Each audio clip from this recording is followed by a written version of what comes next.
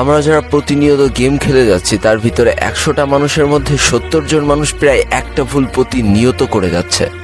আর যেই ভুলটার মাসুল যে কতটা মারাত্মক হতে পারে সেটা আজকের গল্পটা না জানলে বুঝতেই পারবা না।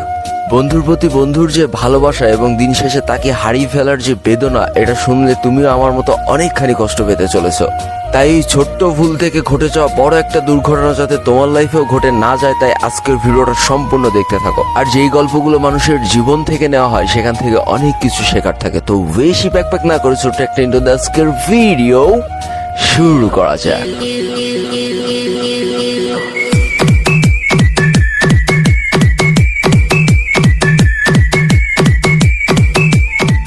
আজকের গল্পটি উঠে এসেছে কুমিল্লা থেকে, আর যার সূত্রপাত ঘটেছিল 2022 সালের মাঝামাঝি অবস্থানে।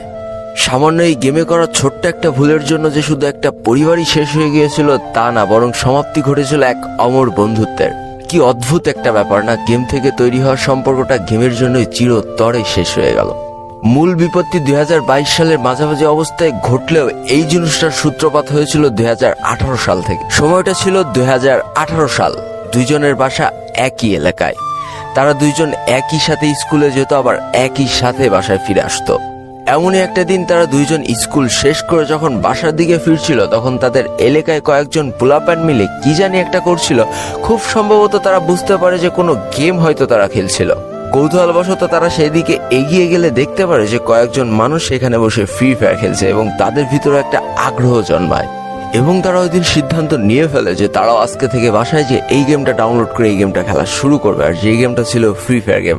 তবে এই ফ্রি ফায়ার গেম অনেক মানুষের ভাগ্য পরিবর্তন করে দিলেও এই দুইটা মানুষের যে ভাগ্য কোন দিকে পরিবর্তন করে দেবে সেটা তোমরা কল্পনাও করতে পারছো না। তো যেই কথা সেই কাজ, যেহেতু তারা ছোট ছিল সেহেতু তাদের নিজস্ব কোনো ফোন ছিল না, তবে বাবা মার ফোনে তারা প্রথম এই ফ্রি ফায়ার গেমটা ডাউনলোড করে ফেলে এবং যথারীতি সবাই যেভাবে খেলে তারাও সেভাবে খেলা শুরু করে দেয়। 0 লেভেল থেকে 10 লেভেল, 10 লেভেল থেকে 20 লেভেল, 20 লেভেল থেকে 30 লেভেল। তবে সব থেকে আশ্চর্যের ব্যাপার, তাদের ভিতরের ফ্রেন্ডশিপ যতটা গাঢ় ছিল তার থেকেও কয়েকশো গুণ গাঢ় হয়ে যায় ফ্রি ফায়ার গেমটা খেলার জন্য। তারা স্কুল থেকে এসে যখন ফাঁকা টাইম পেত তারা সবসময় একসাথে এই ফ্রি ফায়ার গেমটা খেলা শুরু করে এবং সব থেকে ভালো ব্যাপার, তাদের লেভেলও কিন্তু একসাথে আপ হচ্ছিল। তাদের বন্ধুত্বটা যে কতটা গাঢ় ছিল সেটা বোঝানোর জন্য সেই ছেলেটা আমার কাছে একটা ছোট্ট গল্প করেছিল যে তারা যখন নতুন ইভেন্ট আসতো তখন সেই ইভেন্টগুলো কিভাবে নিত তোমরা জানো? তারা আসলে দুইজন মিলে টাকা জমাতো এবং দুইজনের টাকা এক জায়গায় করে যে কোনো একটা আইডিতে টপ আপ করতো। তো আজকে ধরো একটা নতুন ইভেন্ট এসেছে, এই ইভেন্টটা এক বন্ধু নিয়েছে, তার কয়দিন পরে যখন আরেকটা ইভেন্ট আসতো তখন আবার দুইজনের টাকা এক জায়গায় করে আরেকটা বন্ধু ওই ইভেন্টটা নিত। এই করতে করতে একটা দিকে তাদের বন্ধুত্ব যেমন গাঢ় হচ্ছিল, অপরদিকে তাদের কিন্তু আইডি লেভেল আস্তে আস্তে বাড়ছিল। তো এই করতে করতে 2018 সাল গেল, 19 সাল গেল, 20 সাল গেল, 21 সাল গেল, তারা পা দিল 2022 সালে এসে। আইডির লেভেলও কিন্তু 65 লেভেল আপ হয়ে গিয়েছে। আর সব থেকে মজার ব্যাপার, তাদের দুইজনের আইডি লেভেল একই সাথে সাথে বাড়ছিল, অর্থাৎ দুইজনের আইডি লেভেলই কিন্তু 67 লেভেল ছিল। সব থেকে দুঃখের ব্যাপার ছিল তাদের দুইজনের ডিভাইস কিন্তু সমান ছিল না। একজনের ডিভাইস মোটামুটি ভালো থাকলেও আরেকজনের ডিভাইস কিন্তু দিনকে দিন খারাপ হতেই চলেছিল। কিন্তু তারা যেহেতু এখনো এসএসসি পাস করেনি, তাই কোনোভাবেই নতুন ফোনের আবদার করা খুবই বোকামো ফ্যামিলির কাছে। তো কি আর করা যাবে, প্রতিনিয়ত যেমন হাজার হাজার প্লেয়াররা ডিভাইসের কাছে হেরে যাচ্ছে, তেমন দুই বন্ধুর মধ্যে এক বন্ধু আস্তে আস্তে হেরে যেতে শুরু করে ডিভাইসের কাছে।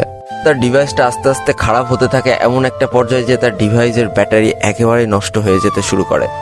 অর্থাৎ সারাদিন পরে স্কুল শেষ করে পড়াশোনা শেষ করে যখন রাতে দুই বন্ধু একসাথে গেম খেলতে বসতো তখন এক বন্ধুর ফোনে চার্জ থাকতো না, তখন সে কি করতো, চার্জে লাগায় গেম খেলতো।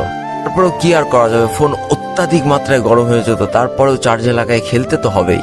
এইভাবে বেশ কিছুদিন চলার পরে তাদের বন্ধুত্বের মাঝখানে একটা ফাটল চলে আসে। অর্থাৎ যেই বন্ধুটার ফোন ভালো ছিল সে বিভিন্ন অনলাইনে টুর্নামেন্ট খেলতে শুরু করে। তোমরা জানো বাংলাদেশে প্রচুর টুর্নামেন্টস অ্যাপস আছে, আর যেইখান থেকে সে টুর্নামেন্ট খেলা শুরু করে, আর এটার জন্য সে তার বন্ধুর সাথে খুব বেশি গেম প্লে করার সময় পায় না। এদিকে এক বন্ধু টুর্নামেন্ট খেলছে, ওইদিকে আর এক বন্ধু ম্যাপ ম্যাচ খেলছে। তো ম্যাপ ম্যাচ খেললে তো আইডি লেভেল একটু বেড়ে যায়। এই করতে করতে 2 লেভেল আপ হয়ে গিয়েছিল যেই বন্ধুটার ডিভাইস খারাপ ছিল, অর্থাৎ যে একটু কম পারতো তার লেভেল হয়ে গিয়েছিল 69, আর যে এখনো পর্যন্ত টুর্নামেন্ট খেলেই যাচ্ছিল তার লেভেল সেই 67তেই পড়েছিল।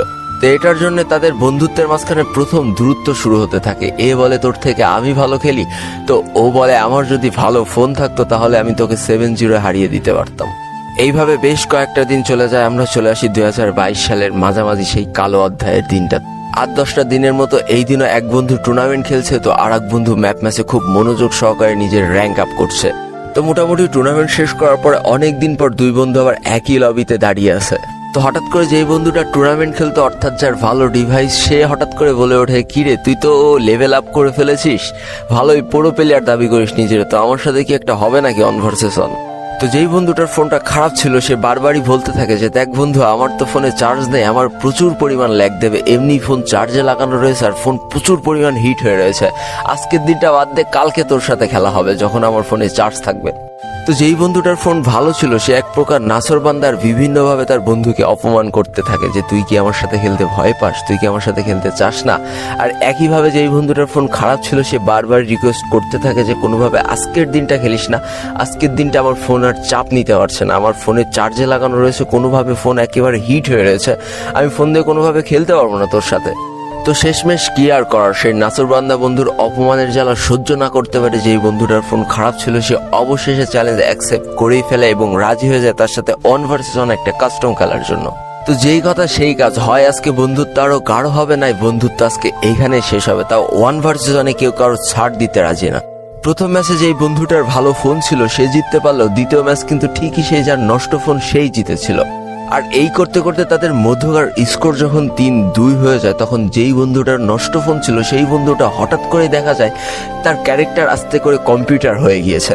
তো যেই বন্ধুটার ভালো ফোন ছিল সে তো অলরেডি 3-2 এগিয়ে গিয়েছে, সে অলরেডি নিশ্চিত হয়ে গিয়েছে যে তার বন্ধু তার সাথে কোনোভাবেই পারবে না এবং সে হয়তো ভয়তে গেম ছেড়ে চলে গিয়েছে, তাই তার ক্যারেক্টার কম্পিউটার হয়ে গিয়েছে।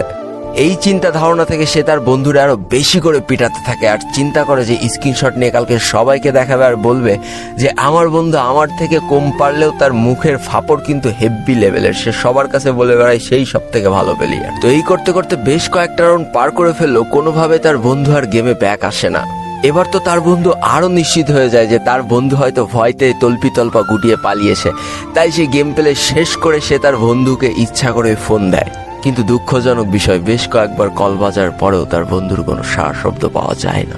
15-20 মিনিট পর তাকে খেপানোর জন্য আবারও যখন বন্ধু তাকে ফোন দেয় তখন হঠাৎ করে সেই বন্ধুর বাবা ফোনটা রিসিভ করে কাঁদো কাঁদো কণ্ঠে বলে ওঠে যে তার সন্তানের কারেন্ট শর্ট করেছে আর তাকে ডাক্তারখানায় নিয়ে যাওয়া হচ্ছে। মুহূর্তে তার বন্ধুর মাটির তলা থেকে পা সরে গিয়েছিল যে তার ভুলের জন্য কি তার বন্ধু আজকে কারেন্ট শর্ট খেয়েছে। আর শুধু তাই নয়, তার 1 ঘন্টা পরে নিউজ আসে তার বন্ধু আর এই পৃথিবীতে বেঁচে নেই। এই কথাগুলো যখন সেই বন্ধু আমাকে বলছিল তখন তার চোখ দিয়ে অনর্গল একের পর এক পানি পড়ছিল। দেখো, এই ভুলটা আমরা অনেকে করি, অনেকে চার্জে লাগায় গেম প্লে করতে থাকি, দিনের পর দিন গেম প্লে করছি, কিন্তু এইটা একটা বড় চিন্তা করছি না যে কোনোভাবে যদি শর্ট সার্কিট থেকে আমাদের কারেন্ট শর্ট করে তাহলে রাত্রেবেলা বাঁচানোর মতো কেউ থাকবে না। তখন হয়তো পুরো পরিবারটা তোমাকে হারিয়ে শোকে পাথর হয়ে যাবে আর তোমার কোনো একটা বন্ধু এরকম কেঁদে কেঁদে হয়তো আবারও আমার কাছে এসে এই গল্পটা বলবে। একটা কথা বলি, গেমের থেকে জীবনের মূল্য অনেক বেশি। শুধু শুধু চার্জে লাগায় গেম খেলে নিজের জীবনটাকে ঝুঁকিপূর্ণ করে কোনো লাভ নেই।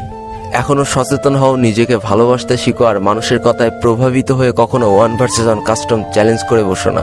তুমি হয়তো তোমার অবস্থান থেকে ভালো খেলো, তোমার সামনে যে আছে সেও হয়তো তার অবস্থান থেকে ভালো খেলে।